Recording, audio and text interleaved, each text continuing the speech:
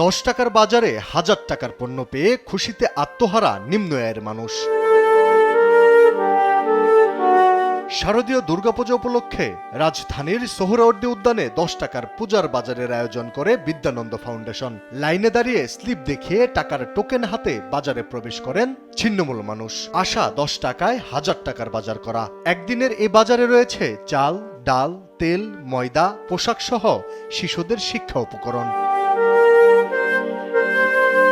50 পয়সায় 1 কেজি চাল, 1.5 টাকায় ডাল, ময়দা ও 3 টাকায় 1 লিটার সয়াবিন তেল সহ শাড়ি, লুঙ্গি পাওয়া যাচ্ছে 3 থেকে 4 টাকায়। তাছাড়া রয়েছে হরেক রকম নিত্যপণ্য। এটা হচ্ছে আমাদের দুর্গাপুজো উপলক্ষে জাস্ট পুজোর একটা বাজার। তারা 10 টাকা তাদের হচ্ছে লিমিট দেওয়া আছে, 10 টাকা তারা বিভিন্ন ধরনের পণ্য ক্রয় করতে পারবে। আর এটা আমাদের হচ্ছে বিভিন্ন অকেশন উপলক্ষে হয়। আমরা যে তাদেরকে 10 টাকা দিলাম, এই 10 টাকাতে সে যদি এখন 4 টাকায় একটা জামা ক্রয় করে, তাহলে তার কাছে আরও 6 টাকা থাকবে। 6 টাকাতে সে চাল কিনতে পারবে, গ্রোসারি প্যাকেজগুলো নিতে পারবে, চাল, ডাল, আটা, চিনি, লবণ। হ্যাঁ, 10 টাকার মধ্যে সে তার সস্তায় পণ্য পাওয়ায় খুশি সবাই। এ ধরনের বাজার আসন্ন দুর্গাপূজার আনন্দ যেন বাড়িয়ে দিয়েছে। মা দুর্গার দেয়া, মা কালীর দেওয়া যে পাইছেন, খুব সুন্দর হয়েছে রাশনটা। ভগবানের কাছে দোয়া করি যেমন বছরে একবার পাই। তেল লইছি, লুডুস, বিস্কুট, ডিম এইগুলি লইছি।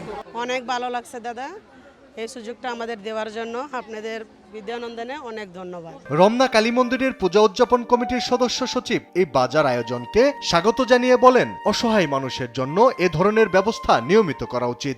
ছিন্নমূল বা রুট লেভেলে অনেক লোক আসলে বাজার করার সামর্থ্য নাই, অনেকে নতুন কাপড় কেনার সামর্থ্য নাই, তো তাদের জন্য আমরা চাই যে একটা ভালো একটা সুযোগ। বিদ্যানন্দ ফাউন্ডেশনের পরিচালক জামাল উদ্দিন বলেন, ঢাকার বিভিন্ন অঞ্চলের অসহায় মানুষের তালিকা করে দেয়া হয় টোকেন, পরে টোকেন দেখিয়ে বাজার করেন তারা। বাংলাদেশে নিম্নবিত্ত মানুষের বসবাস কিন্তু অনেক বেশি এবং আমরা এই নিম্ন আয়ের মানুষের সংখ্যাধিক্য এখানে অনেক বেশি। তো এই বৈশ্বিক যে এখন মহা মন্দা চলতেছে, এটার ফলে কিন্তু বাংলাদেশেও কিন্তু দ্রব্যমূল্যের সীমাহীন ঊর্ধ্বগতি আমরা লক্ষ্য করি এবং এই সীমাহীন ঊর্ধ্বগতির ফলে কিন্তু যারা সাধারণ মানুষ আছে তাদের কিন্তু সংসার চালাতে একেবারে নাবিশ্বাস অবস্থা, এবং যারা দুস্থ এবং আরও গরিব আছে তারা তো একেবারেই অসহায় অবস্থা।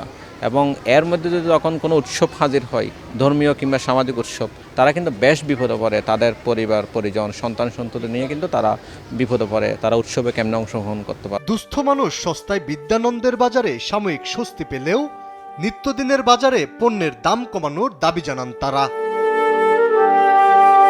আলী আক্কাস, আকাশ, দেশ টিভি, ঢাকা।